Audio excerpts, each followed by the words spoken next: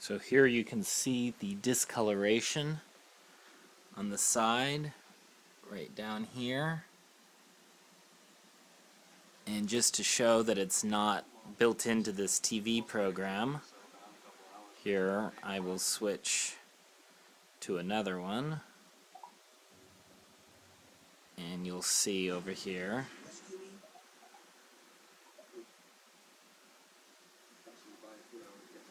See? Still there.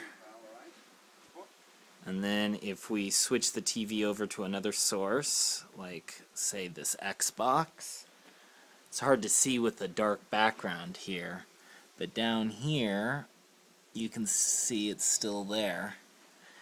And if we go to another part of the screen, something like maybe a video that's on here,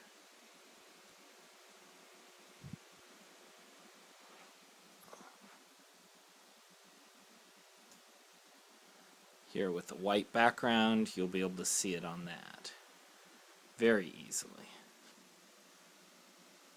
See? There it is.